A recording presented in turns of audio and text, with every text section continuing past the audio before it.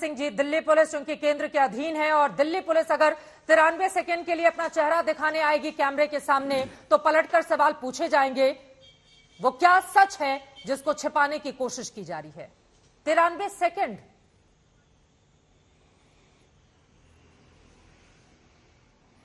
जी, सवाल पूछने का आपको पूरा अधिकार है और उनको जांच करने का भी अधिकार है। पूरी जांच होने के बाद सारे तथ्यों के साथ सामने अवश्य आएंगे। कुछ छुपाने की जरूरत है नहीं, न छुपाया जाना चाहिए। और मैं अभी बड़ा स्पष्ट कर दूं, अगर कोई पुलिस के अधिकारी की नालायकी या अनगहली है, उसके खिलाफ भी उसी दायरे में सख्त कार्रवाई होगी जिस दायरे में इन 5 लोगों पर कार्रवाई होगी जिन्होंने दरिंदगी की। तो इसमें बख्शा कोई नहीं जाएगा, आप इस पर निश्चिंत रहें।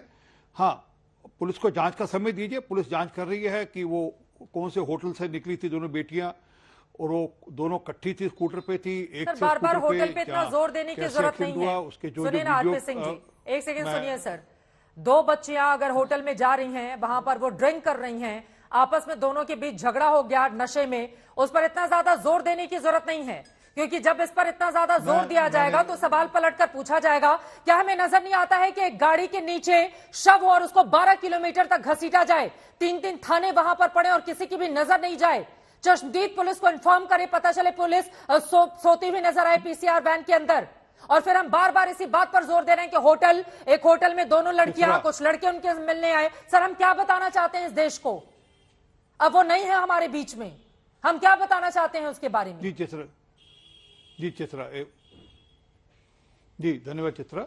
मैंने अभी कहा कि अगर कोई पुलिस अधिकारी या कोई पुलिस का करिंदा कोई भी उसमें इन्वॉल्व है, जहां जिसने ठीक ढंग से ठीक समय पे कोई एक्शन नहीं लिया, उसके खिलाफ भी सख्त से सख्त कार्रवाई होनी चाहिए। मैं इसके पक्ष में हूं और मैं अपेक्षा करता हूं दिल्ली पुलिस कमिश्नर इस बात को सुनने होंगे, समय डिबेट को, उनके पीआरओ सुनने होंगे।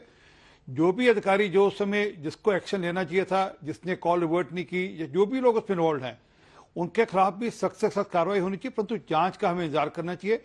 अभी ऑटोप्सी रिपोर्ट आई है, उसके बाद अब जो बाकी आगे की जांच होनी है वो जांच हो जाए। उसके बाद आपके प्रश्न भी जायज होंगे। आपको प्रश्न पूछने का अभी भी अधिकार है, तब भी अधिकार होगा, और दिल्ली पुलिस को हर प्रश्न का उत्तर देना पड़ेगा। और जो लोग इसमें बेशक वो गाड़ी के अंदर थे या गाड़ी के बाहर थे, होटल में थे, उन सब लोगों को आपके और दिल्ली पुलिस के प्रश्नों का उत्तर देना पड़ेगा। परंतु जांच होने के बाद ही दिल्ली पुलिस उत्तर दे, अच्छा रहेगा। मामला है ये मामला, और आज भी दिल्ली पुलिस से जब सवाल पूछा जाता है तो वो तुरंत सवालों का जवाब देने की बजाय उठकर चली जाती है।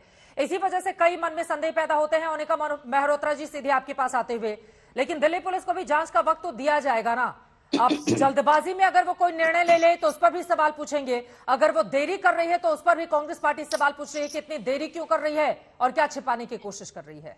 चित्रा मैम, 2 पैरामीटर से बात करूंगी मैं, आपका सवाल का जवाब देती हूँ। For you, with you, always, ये स्लोगन है ना दिल्ली पुलिस का। मैम बताइए क्या ये एप्ट है?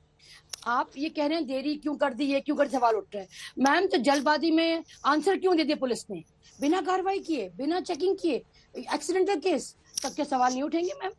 तो पहला मेरा क्वेश्चन ये कि police for you, with you, always जो कैप्शन लेके घूमती हैं, उसका मायने बेकार है। बहुत नाउम्मीद का सवाल उठा है। इस तरह से अगर पुलिस करती है, करती आई है हमेशा। दूसरा पॉइंट मैम, पॉलिटिकल रिप्रेजेंटेटिव भी तो उस एरिया में हैं। आपकी रिपोर्ट ने क्या दिखाया मैम? खंबे तो लगे हुए हैं लेकिन लाइटें नहीं जलती। आपकी रिपोर्ट ने क्या दिखाया मैम? कि पुलिस की वैन एक जगह सर्कल में तो है, बाकी नहीं है।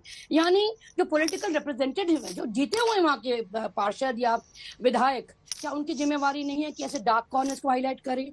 मैम, ये टॉल प्रोमिसेस क्यों कि कैमरास हैं, लाइटिंग्स हैं और हमने आइडेंटिफाई कर ली है डार्क एरियाज? इतना खौफ, इतना मतलब भयंकर अगर ये बात हो रही है, इरिस्पेक्टिव चित्रा मैम कि वो क्या निकलता है। बट इमेजिन कि एक बच्ची गाड़ी के नीचे और आप उसको ड्रैग कर रहे हैं, तो ये सवाल जघन्य है। मतलब इट इज हिम्मत नहीं है सोचने की भी कि अगर इस तरह से हाल होगा, ये बद से बदतर होते चला जा रहा है मैम।